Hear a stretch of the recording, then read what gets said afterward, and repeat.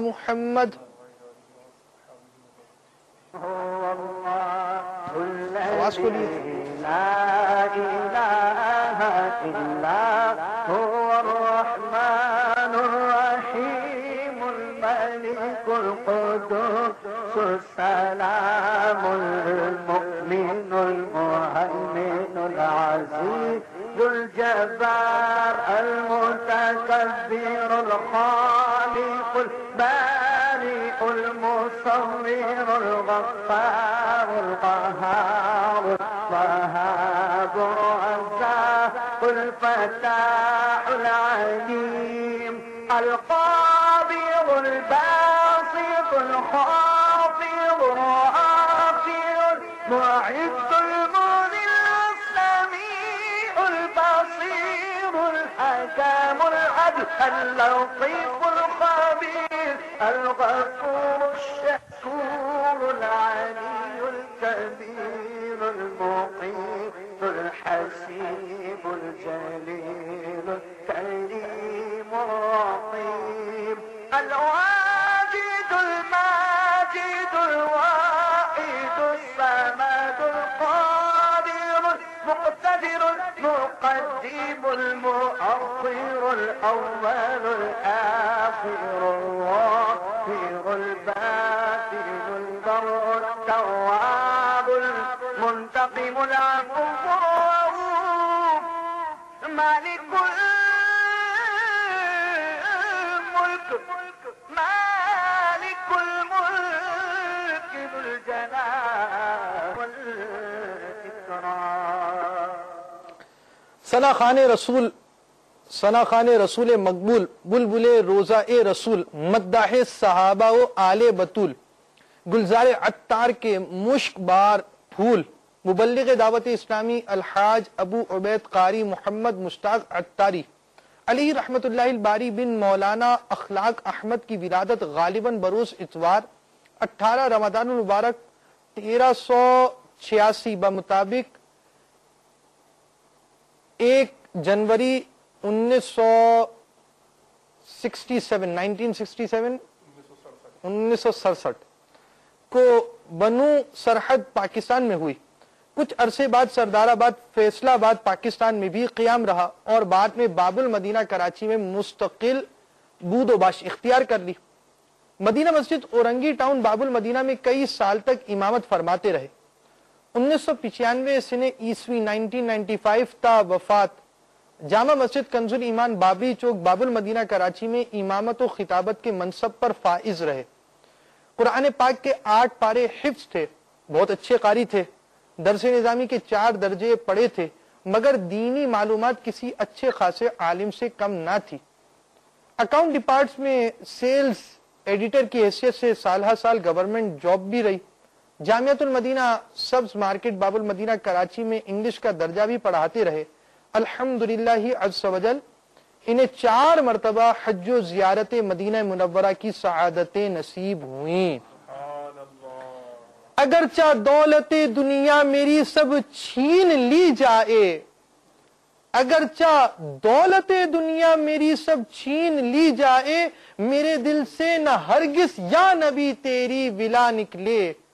تو اس مداح رسول کی کیا آواز ہے اور آپ کس انداز سے کلام پڑھتے تھے، آئیے اس کی چند جھلکیاں ہم اپنے مدنی چینل کے ناظرین کو دکھاتے ہیں، آپ بھی سنیے اور حاجی مشتاق صاحب کی آواز سے لطف اندوز ہوں۔ صلو علی الحبیب صلی اللہ تعالی علی محمد۔ مدینہ لگتا ہے مدینے جلد کو بلوائیں گے، ایسا لگتا ہے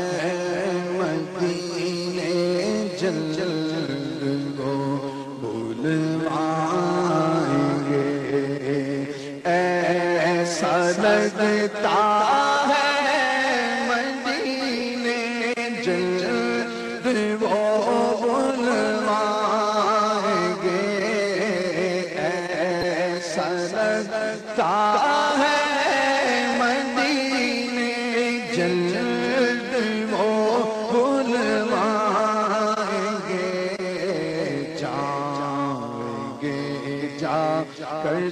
کر انہیں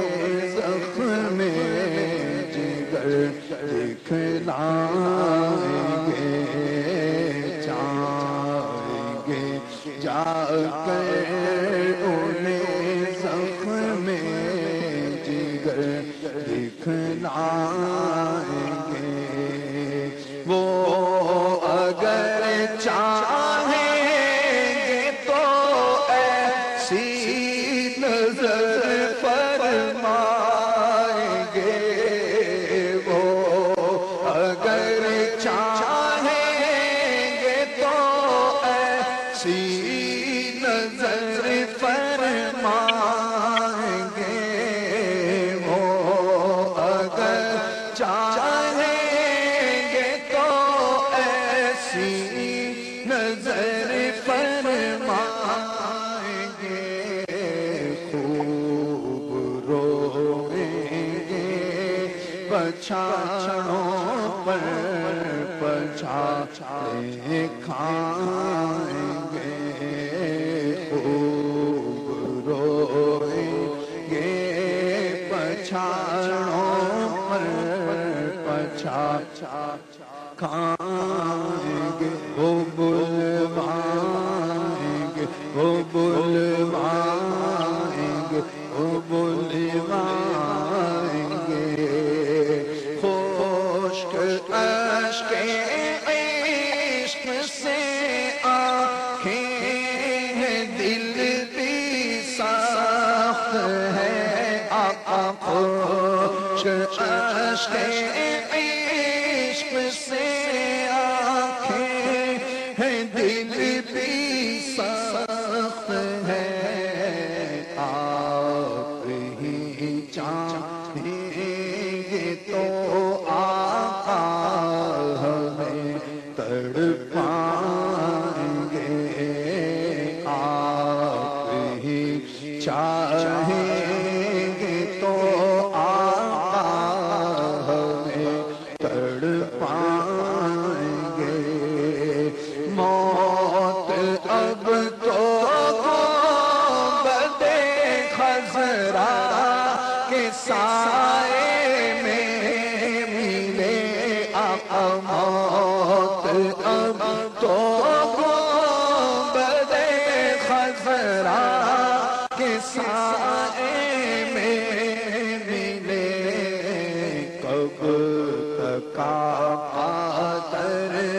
بدر کی ٹھوکریں ہم کھائیں گے، کب تک آقا بدر کی ٹھوکریں ہم کھائیں گے، اے خوشا تقدیر سے گر ہم کو منظوری ملی، اے خوشا تقدیر سے گر ہم کو منظوری ملی، تو رکھ کے سر دہلیز پر سرکار کی مر جائیں گے، رکھ کے سر دہلیز پر سرکار کی مر جائیں گے، وہ بلوائیں گے، وہ بلوائیں گے، وہ بلوائیں گے، روتے روتے گر پڑیں گے ان کے قدموں میں وہاں، روتے روتے گر پڑیں گے ان کے قدموں میں وہاں، روز محشر شافع محشر نظر جب آئیں گے، روز محشر شافع محشر نظر جب آئیں خلد میں ہوگا ہمارا داخلہ اس شان سے، خلد میں ہوگا ہمارا داخلہ اس شان سے کہ یا رسول اللہ کا نعرہ لگاتے جائیں گے، یا رسول اللہ کا نعرہ لگاتے جائیں گے۔ حشر میں کیسے سنبھالوں گا میں اپنے آپ کو، حشر میں کیسے سنبھالوں گا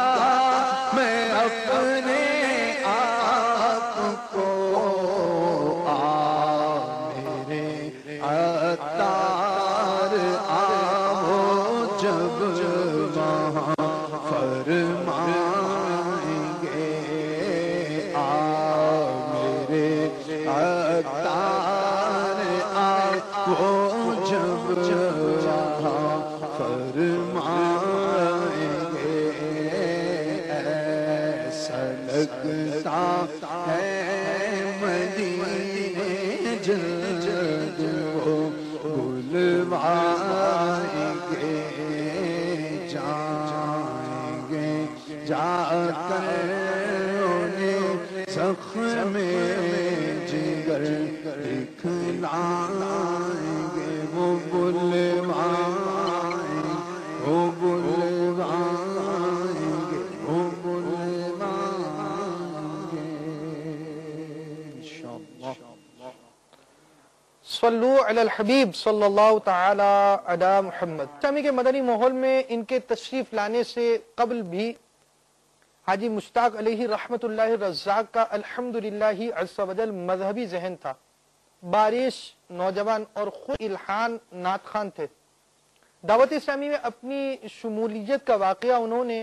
شیخ طریقت امیر اہل سنت بانی دعوت اسلامی حضرت علامہ مولانا ابو البلال محمد الیاس ستار قادری رضوی دعوت برکاتہم العالیہ کو کچھ اس طرح بتایا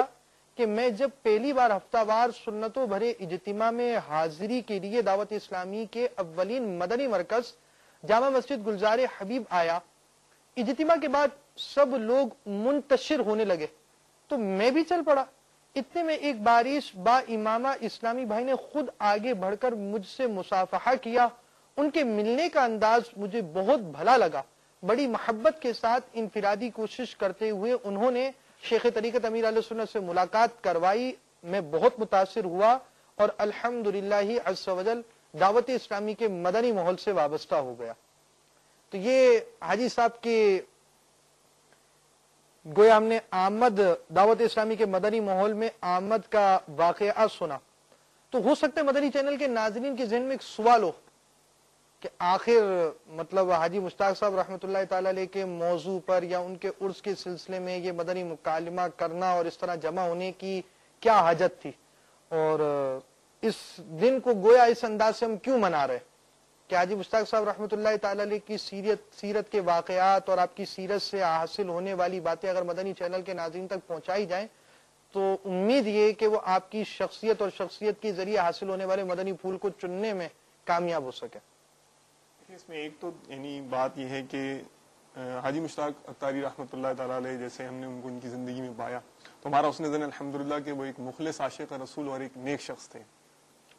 اور جو صالحین ہیں ان کے تذکرے کے وقت اللہ تبارک و تعالیٰ کی رحمتوں کا نزول ہوتا ہے۔ تو ایک نیت تو دیکھیں یہ بھی ہے کہ ان کا ہم تذکرہ کریں گے تو انشاءاللہ اللہ تعالیٰ کی رحمت سے ہمیں حصہ ملے گا، اللہ کی رحمت ہمیں حاصل ہوگی، ہم پر برسے گی۔